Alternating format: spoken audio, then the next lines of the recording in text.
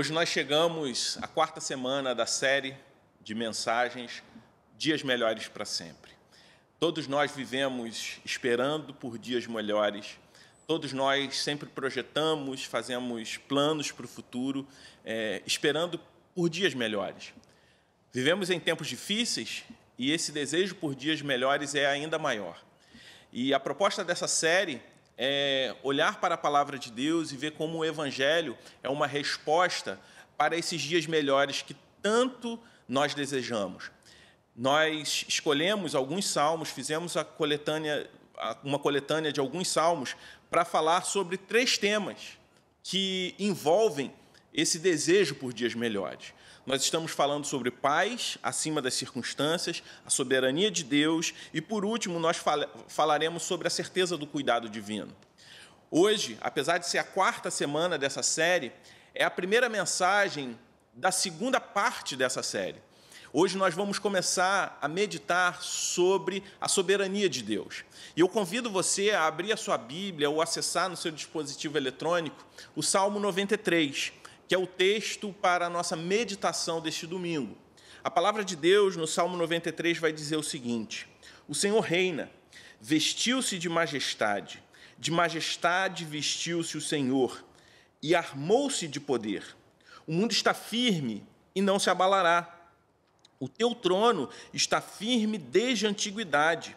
Tu existes desde a eternidade. As águas se levantaram, Senhor. As águas levantaram a voz, as águas levantaram seu bramido. Mais poderoso do que o estrondo das águas impetuosas, mais poderoso do que as ondas do mar, é o Senhor nas alturas. Os teus mandamentos permanecem firmes e fiéis. A santidade do Senhor é o ornamento perpétuo da tua casa. Soberania de Deus é um tema muito importante para nós. É algo que nós precisamos compreender. Como cristãos, como crentes, nós precisamos entender esse aspecto, esse atributo tão fundamental que faz parte do caráter do nosso Deus, que é a sua soberania. E nessa mensagem, essa quarta mensagem da série, a primeira nesse tema, nós vamos falar um pouco dessa doutrina. A Igreja do Redentor é uma igreja de tradição reformada, e uma das marcas da nossa tradição teológica é a doutrina da soberania de Deus. É exatamente esse tema que nós vamos abordar nas próximas 3 semanas. A soberania de Deus significa que Deus não simplesmente sabe de todas as coisas, mas que Ele governa sobre tudo e sobre todos. Existem pessoas... Existe uma falsa doutrina de que Deus abandonou o mundo, que o mundo é um trem desgovernado, que Deus não mais governa sobre todas as coisas, que Deus ele não age mais na história, mas que nós todos estamos sujeitos ao acaso. Só que quando nós olhamos para a palavra de Deus, nós encontramos a certeza de que Deus ele não simplesmente sabe todas as coisas, que Deus não simplesmente criou todas as coisas, mas Ele governa sobre tudo e sobre todos. Deus tem autoridade, Deus tem a liberdade, a sabedoria e poder legítimo para cumprir tudo o que Ele pretende que aconteça. E, portanto, tudo o que Ele pretende que aconteça, acontece, porque o Senhor Ele reina soberanamente. O que isso significa? Que Deus planeja e governa todas as coisas. Compreender a soberania de Deus significa também que o Senhor não só governa, como Ele tem um propósito sobre todas as coisas. O Salmo 93 faz parte de um conjunto de salmos de louvor a Deus que exaltam o seu reinado e a sua soberania. A soberania desse Deus que não somente criou, mas governa todas as coisas. Deus governa sobre o seu povo e também sobre toda a criação. A convicção da soberania e do reinado de Deus é o único remédio eficaz para a ansiedade e para todo tipo de desespero.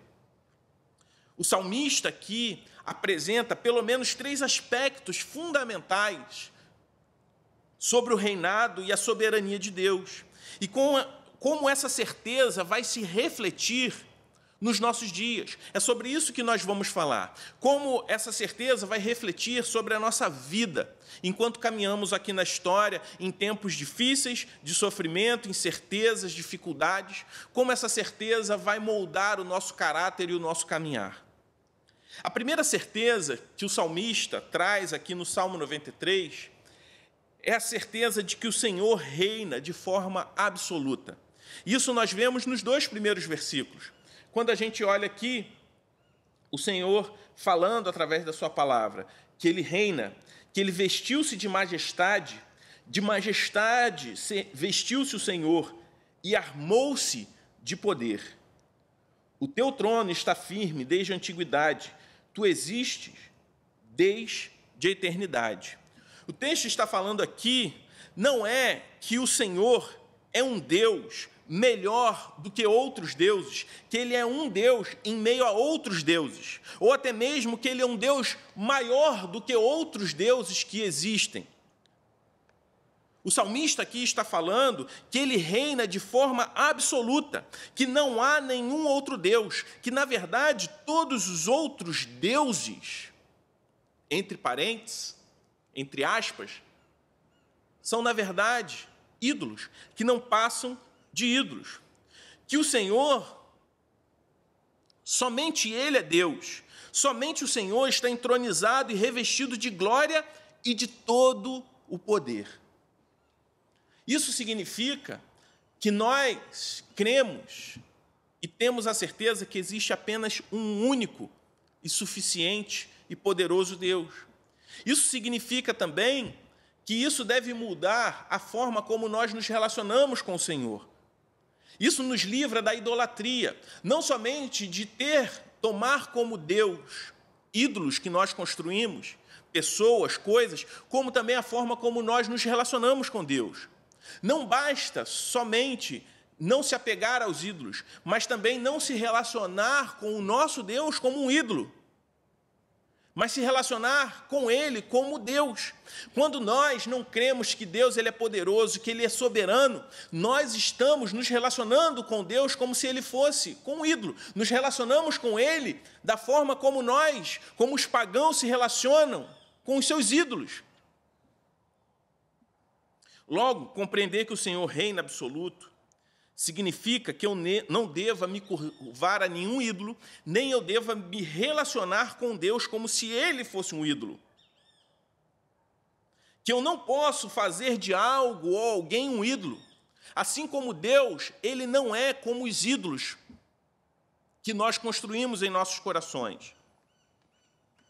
Talvez você me diga que nunca adorou a um Deus pagão. E, de fato, nenhum outro Deus pagão é Deus, mas ídolo. Talvez você não se enquadre nessa categoria de pessoa, mas talvez você tenha colocado outra coisa, outra pessoa, no local aonde só Deus pode estar.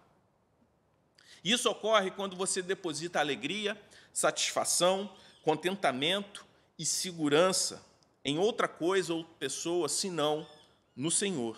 Você pode fazer isso com o dinheiro, com pessoas, com o poder, com ideologias, com políticos. Mas o que vemos aqui é que somente o trono do Senhor jamais será abalado. E o trono do Senhor jamais será abalado, e a palavra de Deus nos garante isso, porque Ele é soberano, porque Ele reina de forma absoluta. Para você ter uma ideia, em nosso país, durante 90 anos, apenas 5 presidentes eleitos pelo voto popular conseguiram concluir o seu mandato. Quantas pessoas atribuíram segurança, atribuíram estabilidade a um sistema, a uma democracia tão frágil como a nossa, a governos que não chegaram ao fim? Quantas pessoas estiveram frustradas quando um desses governantes não concluiu o seu mandato? Quantas pessoas ficam desesperadas com a possibilidade, talvez, do atual presidente, do atual governo, não chegar ao fim, mesmo sabendo que, na nossa história recente, isso é um fato comum, é algo fácil de acontecer.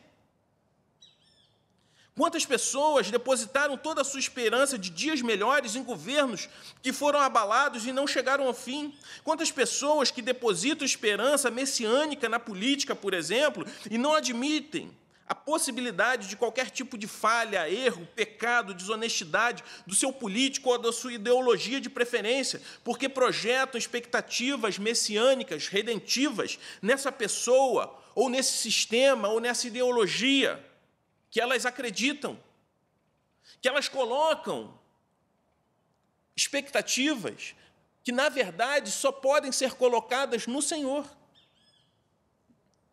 Países como a Iugoslávia, União Soviética, Alemanha Oriental, Tchecoslováquia, que no passado foram nações muito poderosas e hoje não existem mais. Empresas que deixaram de existir por conta de mudanças na sociedade, avanços tecnológicos, empresas que foram muito fortes no passado, segmentos da economia que foram muito fortes, como, por exemplo, as locadoras de vídeo, que praticamente não existem mais. Existia uma grande rede norte-americana de locadoras de vídeo espalhada por todo o mundo, que hoje simplesmente não existe mais. Empresas na área da fotografia que deixaram de existir por conta dos avanços, das mudanças tecnológicas nessa área. Quantas pessoas tiraram a própria vida ao perderem a sua empresa, por verem o seu mercado simplesmente acabar? Há algumas décadas atrás, pessoas tiraram a própria vida porque perderam toda a sua economia guardada no banco, aqui no Brasil, por conta do confisco de um antigo presidente que nós tivemos. Pessoas que depositaram toda a sua economia em um investimento que julgavam completamente seguro. E do dia para a noite, viram a sua economia zerar. O seu dinheiro simplesmente desaparecer. Nenhuma dessas pessoas depositou todo o seu recurso, toda a sua economia, toda a sua reserva na caderneta de poupança, algumas décadas atrás, imaginando esse investimento ser um investimento que não era seguro. Pelo contrário, colocaram o seu dinheiro lá justamente porque considerava que era um investimento seguro. E quando se depararam com a sua conta zerada, as pessoas entraram em desespero e muitas pessoas tiraram a própria vida. Não existe nada, não existe pessoa, sistema político, econômico, não existe governo ou até mesmo nação que, por mais poderosa e segura que ela possa ser, que ela seja inabalável como o trono, como o reinado do nosso Deus. E essa é a certeza que o salmista traz para nós, quando nós lemos o Salmo 93, quando nós olhamos para o versículo 1 e 2 desse salmo. Mas o salmista ele traz ainda um outro aspecto. Nos versos 3 e 4 ele vai dizer: as águas se levantaram, Senhor, as águas levantaram a voz, as águas levantaram seu bramido, mais poderoso que o estrondo das águas impetuosas, mais poderoso que as ondas do mar é o Senhor nas alturas. O que o salmista está dizendo é que esse mesmo Deus, cujo reinado é inabalável, é um Deus que é mais poderoso, que é maior do que qualquer tipo de circunstância. O salmista aqui faz uma ilustração sobre o mar revolto. E essa ilustração, para um israelita daquela época, significava uma situação de caos incontrolável. Vivemos dias de completa falta de controle. Já estamos caminhando para 4 meses de quarentena. Já passamos da metade do ano. E durante o ano de 2020, nós passamos mais tempo nessa condição de distanciamento social do que fora dela. E quando nós buscamos informações a respeito do cenário, nós ficamos ainda mais preocupados por conta das informações contraditórias, das mudanças. Se você for olhar para desde o mês de março, quando tudo isso começou, quando toda essa pandemia atingiu o nosso país, quantas informações que nós tínhamos no início hoje são diferentes, como, por exemplo, o uso de máscaras. Eu estou aqui filmando, né, e a pessoa que está operando a câmera nesse momento está vestindo máscara. Quando eu terminar de gravar, eu preciso colocar a máscara. Mas eu lembro que logo no início informaram que as pessoas não deveriam usar máscaras, apenas as pessoas que estavam com sintomas, que a máscara não protegia da doença, e sim bloqueava para que quem estivesse doente contaminasse as outras pessoas. Passado algumas semanas, essa informação mudou. A informação é que todos nós usássemos máscara. Então, uma coisa que valia alguns dias, depois, passado um tempo, a informação já era outra. Informações contraditórias e confusas a respeito de um remédio eficaz para tratar a doença. A eficácia do isolamento, opiniões divergentes a respeito disso, e eu não quero entrar no mérito qual é a melhor informação, mas o que eu estou falando sobre a instabilidade de informações a respeito do que nós estamos vivendo. A informação a respeito se pacientes assintomáticos do Covid-19 transmitem ou não a doença.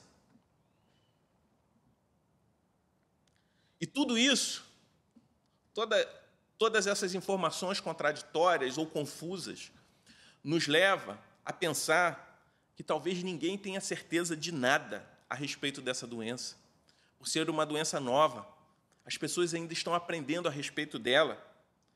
E isso nos leva a um sentimento de caos incontrolável, porque, de alguma forma, nós não sabemos quando tudo isso vai acabar de fato. Uma doença, um inimigo invisível, que teve o poder de tirar o controle de tudo. Mas só uma pessoa, em meio à completa falta de controle, em meio a tantas incertezas, continua no controle de todas as coisas. Apenas uma pessoa é maior do que isso tudo, que o seu poder é maior do que o poder dessa doença, que é maior do que qualquer governo desse tempo. E essa pessoa é o Senhor. O nosso Deus é maior do que qualquer sistema, qualquer ambiente, qualquer circunstância de caos que, para o homem, está fora de controle. Maior do que essa pandemia e qualquer outra circunstância, igual a essa ou pior do que essa, qualquer circunstância pior do que essa que vem a existir, não é maior do que o nosso Deus. Não é maior do que o poder do nosso Deus. Não importa o quão tempestuosas as nações da terra se tornem, Deus continua sentado no seu trono e seus propósitos não podem e nunca serão frustrados. Não se concentre, meus irmãos, nas ameaças que estão ao seu redor, mas sim no trono que está acima de você, no trono do Senhor que continua reinando soberanamente, cujo poder é maior do que qualquer circunstância. Esse salmo ele é curto, e o salmista ele vai encerrar no versículo 5 dizendo: os teus mandamentos permanecem firmes e fiéis. A santidade, Senhor, é o ornamento perpétuo da tua casa. Somos casa de Deus. Os mandamentos do Senhor permanecem firmes. O caráter de Deus expresso na sua palavra não muda. Os mandamentos do Senhor para a nossa vida, para o nosso coração, não são flexíveis. Embora Deus ele se manifeste com graça e misericórdia, porque nenhum de nós foi capaz de cumprir toda a lei, eu e você fracassamos nisso. O Senhor ele nos salva e aponta para nós aquilo que Ele espera dos seus filhos. O caráter de Deus não muda. Esse é o terceiro e último ponto que eu gostaria de trabalhar com vocês, olhando para o Salmo 93. Quando olhamos para o trono que está acima de nós, vemos também a palavra de Deus diante de nós. E essa não muda. A palavra do Senhor permanece para sempre. Esse Deus que nós cremos, ele não muda de opinião. E como nós conhecemos a vontade desse Deus que nós cremos, que não muda de opinião? Através da sua palavra. Por isso, a importância de não se relativizar aquilo que Deus diz. Usar um trecho, um versículo da Bíblia para afirmar algo que eu quero afirmar e não necessariamente aquilo que Deus disse, é um pecado gravíssimo. Quantas vezes palavras são extraídas de algo, palavras são extraídas de alguém, que alguém falou, para afirmar outra coisa. Nenhum de nós tolera, por exemplo, a manipulação de uma informação. Extrair um trecho de um livro para afirmar uma coisa completamente diferente do que ela está falando. Extrair o trecho de uma declaração de alguém para afirmar uma outra coisa que não é exatamente aquilo que a pessoa falou. Vivemos em dias onde, de fato, um dos grandes problemas são as fake news. É um dos assuntos do momento, a ponto de, por exemplo, desviar o foco da questão da quarentena, a questão do coronavírus, da pandemia. Por quê? Porque ninguém tolera informações distorcidas. Ninguém tolera manipulação da verdade. Porque, na verdade, não existe manipulação da verdade. A manipulação da verdade é mentira. Existem formas de se quebrar o mandamento do Senhor quando diz que nós não devemos, não podemos mentir. Inclusive, a única coisa que é atribuída a Satanás a autoria é, de fato, a mentira. Ele é pai da mentira. Quando nós manipulamos uma informação, quando nós manipulamos uma verdade, nós estamos, de alguma forma, mentindo. Então, manipular a palavra de Deus, relativizar, dizer que Deus disse algo que ele não disse, é uma forma de mentir, é uma forma de afrontar o caráter desse Deus que não muda. Inclusive, Satanás, o inimigo, fez isso com o Senhor Jesus Cristo, quando esteve no deserto para ser tentado. O inimigo tentou o nosso Senhor e Salvador Jesus Cristo, manipulando alguns textos do Antigo Testamento, da Palavra de Deus, para tentar o nosso Senhor Jesus. E como o Senhor Jesus, ele combateu isso.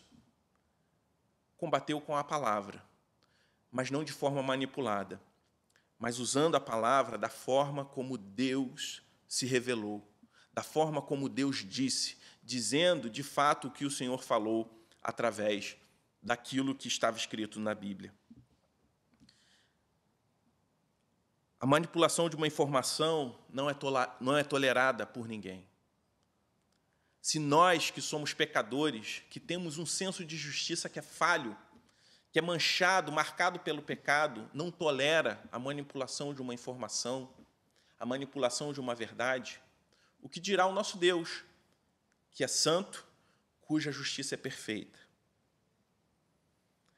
Não podemos fazer isso com aquilo que o Senhor falou, não podemos manipular aquilo que o Senhor falou. Quantas vezes ficamos também decepcionados quando uma promessa que nos foi feita não é cumprida? Quantas pessoas ficam decepcionadas e não toleram a traição de um cônjuge que jurou fidelidade no altar? Quantas vezes a sociedade não tolera governantes que são eleitos com um discurso, com uma promessa, e simplesmente mudam de opinião e não cumprem o que prometeram? Quantas vezes você fica frustrado por ter votado em alguém por conta de algo que ele falou que faria, ou uma determinada linha que ele falou que iria seguir, e após ser eleito, ele simplesmente muda? Você confiaria em um Deus que muda de opinião, uma vez que você não tolera quando uma pessoa não cumpre aquilo que ela prometeu? Você confiaria num Deus que não cumpre com aquilo que ele promete? Da mesma forma, nenhum de nós confiaria em um Deus que é conivente com a injustiça, com o que é errado, Mas o nosso Deus, ele é santo e justo. Justiça e retidão fazem parte do seu caráter. Quantas vezes somos tentados a relativizar a palavra de Deus, que é a vontade expressa, revelada de Deus para nós, e relativizamos isso na tentativa de tentar se acomodar a variações que, de alguma forma, o mundo impõe para nós. Mas o que eu gostaria de falar, que justamente